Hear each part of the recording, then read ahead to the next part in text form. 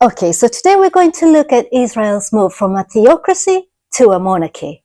And this is in continuation to the list of things that God had told the Israelites. Your demand for a king, it comes with this. He's going to claim these things from you as his right. So we looked at that first one about he's going to conscript your children into his service to run in front of his chariots, be vulnerable, be at the front line. That's, I guess, equivalent to when, depending on who we choose in power, and they send our children off to war and they're the ones that are getting killed up front. Yikes. We don't want to go there, do we? So as we can see, the shift from theocracy to monarchy, theocracy meaning direct divine leadership from God, to a monarchy, so now human kingship, we can see that in Israel history, this marks a significant turning point in how the nation approached leadership and warfare. Under God's leadership, Israel's victories were often achieved through miraculous means, emphasizing dependence on Him. By contrast, the monarchy introduced reliance on human strategies, military might, and brute strength, which often comes at a great cost to the people. And it's true, remember, God had strategies for them to fight. Yes, there were fatalities, of course, it is war. God gave them strategies that often did not require fighting. Remember when they had to walk around the wall of Jericho? There wasn't any fighting, but they won. So we have all these instances where the children of Israel came out victorious just by following God's strategy. Let's take it back to the very beginning when they were trying to vacate Egypt, when they were fleeing from Egypt.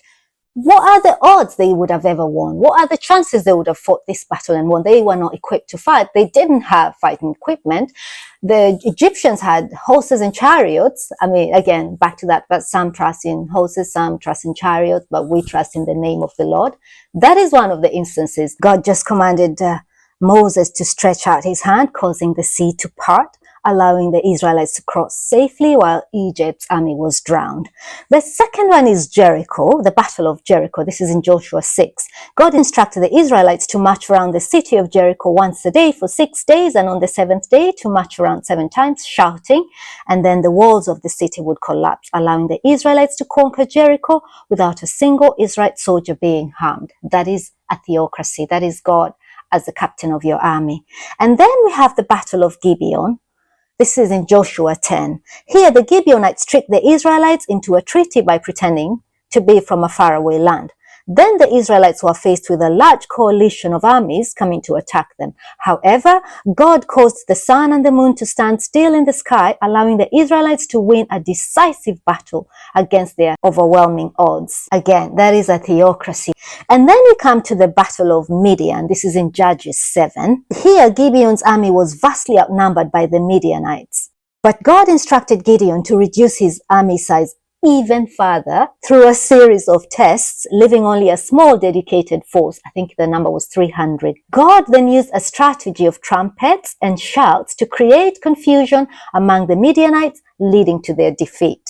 That is a theocracy with God at the helm of your army. And then we have the battle at Mount Gilboa. This is in 1 Samuel 3:1.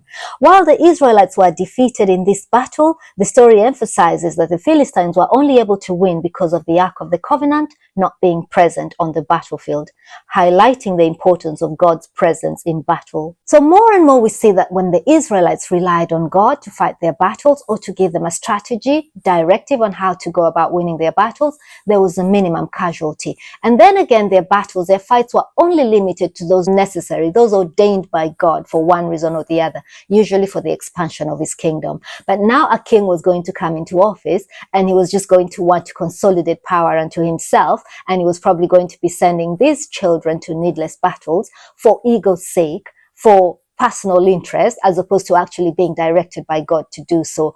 Countries go to war more for their coffers. They go to war for consolidating their authority, their control over a particular region. Most of the wars that were fought were not ordained by God. God ordained laws had a purpose, because it wasn't for the wanton destruction of life. He would only commission a war because he was advancing his kingdom. Earthly kings also go to war to consolidate their kingdom, but we were never supposed to be out here building our kingdoms as much as being submitted to the kingdom of God and advancing that. And in our times, it's not even in the physical, but it's in the spiritual. So we see that in the period before Israel had a king, God was their direct leader and warrior. He fought for his people, often using miraculous strategies that emphasized faith and obedience over physical might.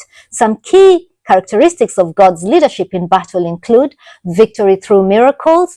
He often delivered Israel through supernatural means that made it clear that that victory was his doing. Again, God is very jealous about his glory. He would not have anyone touch his glory. So he made sure that if they won, it was clear that they certainly did not win because of their might, but they won because of his divine intervention. So we see that Israel's success in battle under God's leadership depended on their faith and obedience. In Deuteronomy 24, it says, "For the Lord your God is one who goes with you to fight for you against your enemies to give you victory." So when Israel obeyed God, victory was assured regardless of their military resources. When they disobeyed, they faced defeat, as seen in Joshua 7, where sin in the camp led to Israel's loss to Ai. God's leadership in battle ensures that the glory went to him and him alone. Psalm 44, 6-7 reads, "I put no trust in my bow. My sword does not bring me victory, but you give us victory over our enemies." I believe this is David. So Israel's victories were testimonies to God's power and faithfulness, drawing other nations to recognize him as the one true God. Man, how I wish we could go back to the times where we had a theocracy only and not a monarchy or a democracy as we call it or as we know it. But here we are now again. Our willpower, God will always honor that. God has never failed to be able to work through our own free will. He allows us to choose. You can see they demanded a king. And what does he do? He turns it around to use that very channel to bring about the King of Kings, Jesus Christ himself. So whatever we're up to, however much of a mess we're making this life, God is still able to bring about his will. His purposes will still prevail no matter what. Okay, bye.